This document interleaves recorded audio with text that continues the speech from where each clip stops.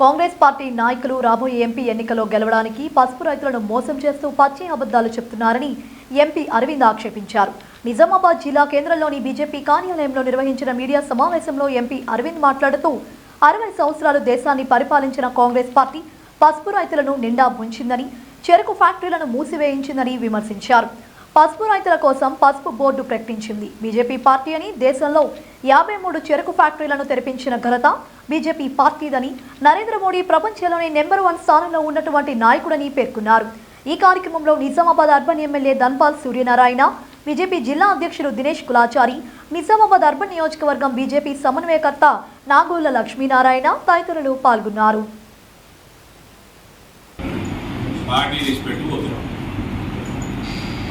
దానికి మేమేం చేస్తాము, ఆ ఫ్రస్ట్రేషన్ ఎందుకు పోతున్నారో మీరు ఆలోచన చేసుకోవాలి. ఎందుకు కాంగ్రెస్ పార్టీ పూర్తిగా భారతదేశంలో రోజు రోజుకి దిగజారిపోతున్నది కాంగ్రెస్ పార్టీ ఆలోచన చేసుకోవాలి. ఆ డెస్పరేషన్లో ఎలక్షన్లు గెలవాలని పసుపు రైతులకి పచ్చి అబద్ధాలు చెప్తాం. కష్టపడి ప్రపంచ అందరికంటే ఎక్కువ పాపులర్ నాయకుడు నరేంద్ర మోడీ గారు ఆధ్వర్యంలో పసుపు రైతులకి మంచి రోజులు వచ్చి భవిష్యత్తు కొంచెం ఉజ్వలంగా కనబడతా ఉంటే వీళ్ళు చాతగానోళ్ళు 60 సంవత్సరాలు పాలించి ఏమి చేయక పసుపు రైతులను నిండా ముంచింది వీళ్ళు, చెరుకు ఫ్యాక్టరీలు బంద్ చేయించింది వీళ్ళు, ఇంతకుముందు ఎలక్షన్లలో వాగ్దానాలు చేసి ప్రభుత్వంలోకి వచ్చి పనికి వాళ్ళ కమిటీలు వేసుకొని టైంపాస్ చేసి కమిటీ రిపోర్ట్ ఇచ్చినాక దాన్ని ఇంప్లిమెంట్ చెయ్యనోళ్ళు వీళ్ళు. రాజశేఖర రెడ్డి ముఖ్యమంత్రి ఉండగా ఇదే నాయకులతోటి కమిటీ వేసారు. కమిటీ టోటల్గా గవర్నమెంట్ టేక్ ఓవర్ చేసుకోవాలని చెప్పినా కూడా వాళ్ళు ఆ రిపోర్ట్ తీసి పుట్టదాకా చేసిండ్రు, అది ఇంప్లిమెంట్ చేయలేదు. మళ్ళీ ఇవ్వలేదో కమిటీ అంటున్నారు, కేవలం వాళ్ళ కమిటీ అంటున్నారు, టైంపాస్ చేస్తారు. సరే చూద్దాం ఏం చేస్తారు. కానీ మీరు పసుపు పంటని టోటల్ నాశనం చేసిందే మీరాయా కాంగ్రెస్ పార్టీ. పసుపు రైతులకు అధోగతి పట్టించిందే మీరు. మళ్ళా ఇవాళ వాళ్ళని ఏమంటారు, ఇవాళ మేము కష్టపడితే నరేంద్ర మోడీ మహబూబ్ నగర్లో బోర్డు ఇవ్వడమే కాదు, అక్కడ ప్రకటన చేసిండు. 3 రోజులకి 2 రోజుల తర్వాత నిజామాబాద్లో వచ్చిండు, మాట్లాడిండు. ఆ తెల్లారి క్యాబినెట్ రెజల్యూషన్ అయిపోయింది. ఆ మర్నాడు రాష్ట్రపతి ఉత్తర్వులు కూడా వచ్చేసినాయి. ఇప్పుడు అడ్మినిస్ట్రేటివ్ సెటప్ చేసుకోవాలా, దేశవ్యాప్తంగా చేసుకోవాలా. నిజామాబాద్లో కూడా చేస్తారు సెటప్. ఆయన తెలుగుదేశం మంత్రి తుమ్మల నాగేశ్వరరావు,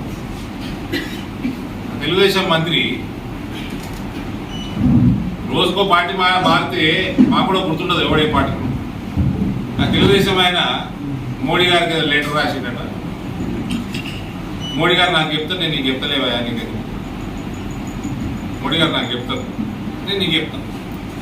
తమరు ఫస్ట్ మీ పార్టీ వాళ్ళకి కాంగ్రెస్ పార్టీ బీవేర్ ఆఫ్ అని రాసింటే గేట్ల మీద ఇళ్ళకపోతే రైతులకు చెప్తున్నాం, beware of this Congress people. తస్మాత్ జాగ్రత్త కాంగ్రెస్ వాళ్ళతో. ఏమంటుందండి, విస్తీర్ణత తగ్గింది కాబట్టి రేట్లు పెరుగుతున్నాయి. అదిగో ఇలా చెప్తా విస్తీర్ణత. స్పైసెస్ బోర్డు తెప్పించినాను, మీ అందరూ కాపీ ఇస్తా, వాట్సాప్లో పెట్టేసి ఇవి అద్దాలు పెట్టుకుంటే కూడా అందరూ పరిచయం చేస్తాను. ఇప్పుడు నాకు సైట్ ఉన్నదండి, నేను చదవాలంటే తీయాలి, తీస్తే కానీ చదవలేను. ఇట్లుంటే కూడా అహంకారమా? అల్లులో పెట్టి సోనియా గాంధీ కూడా కూలింగ్ గ్లాసెస్ పెట్టి ఫోటో పెట్టి ఈమె కూడా అహంకారం ఉన్నారు. సెల్ఫ్ గోల్ స్పెషలిస్ట్ వీళ్ళు కాంగ్రెస్. సరే సబ్జెక్ట్ పోతాం. విస్తీర్ణత తగ్గి రేట్లు పెరగలేదు, విస్తీర్ణత చాలా పెరిగింది.